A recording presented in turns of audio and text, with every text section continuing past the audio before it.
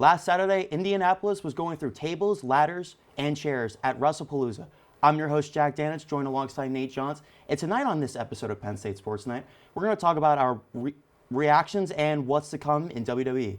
This was WWE's first pay-per-view live on ESPN since finalizing the 5-year deal with ESPN. Nate, let's take it away with you. How do you think their debut on ESPN went? Well, I'm going to be straight up with it. I think their debut on ESPN was nothing short of an absolute disaster. Oh, I agree. So it's a $30 show when you're used to getting these type of shows for about $8 to $10 a month. Obviously, with an increase in price, you expect an increase in quality.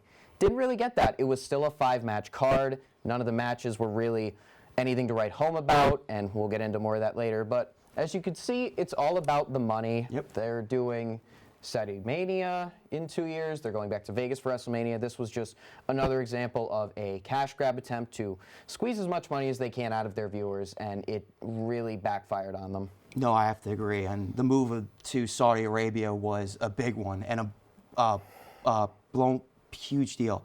But let's go on to the next segment. A lot of matches were 5 matches you were talking about. Okay. 5 matches were on in Wrestlepalooza, and a lot, and not to mention AJ Lee's first match back in about a decade. Let's talk about these matches. Yeah, and it was, as you said, the 5-match card. We're not going to waste too much time on the opener between Brock Lesnar and John Cena. It was just a worse version of a match they did 11 years ago. Not to mention Brock Lesnar shouldn't even be on WWE TV right now, but that's besides the point. Then, after that, you had a tag match between The Vision and the Usos, which is basically the same match we've been getting on Raw, with LA Knight rotating in for the last 3 months, so that wasn't particularly interesting. The Women's World title match was the best on the card. Stephanie Vaquer winning the title was the right choice. Really good match, the best of the night. The intergender tag was really fun. It was good to see that AJ could still go after being out for over a decade, which was incredible. And Becky Lynch did a really good job of guiding her through that match. And it was really fun to watch, if a little bit too long, because it was a half an hour for a tag match. And they didn't really tell a story that they could have with AJ's return to the ring and coming back from a neck injury. So that kind of felt like a missed opportunity. And goodness gracious, the main event. Boy, was it anticlimactic. It felt like they had the chance to do something interesting, maybe put the belt on Drew, considering it was, their ESPN debut, and they wanted to do a bunch of surprises. The only surprise they ended up doing was a Stephanie McMahon Hall of Fame induction, which didn't really fit the vibe of what they were going for. So just from top to bottom, the card really wasn't all that great, and it just felt like a letdown.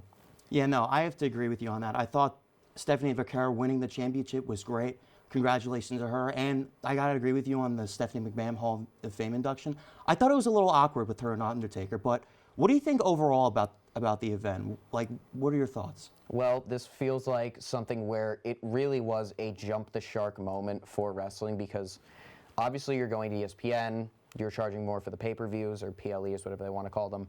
President Mark Shapiro of TKO came out and said, family tickets, they're not doing those anymore because they can't make as much money. So this show was really just a sign of where WWE and TKO are going. And ESPN wasn't happy with the show because it wasn't very good. And if any of the other shows follow this is going to be a disaster like it was when they went to Fox. Yeah, no, I have to agree.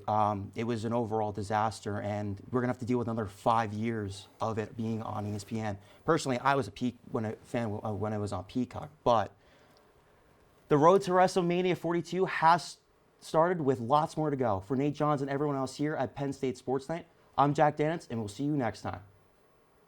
Hey everybody, thanks for tuning into this edition of Penn State Sports Night. For more content like this, be sure to subscribe to our YouTube channel, give us a like, and follow our socials down below. And as always, we are Penn State Sports Night.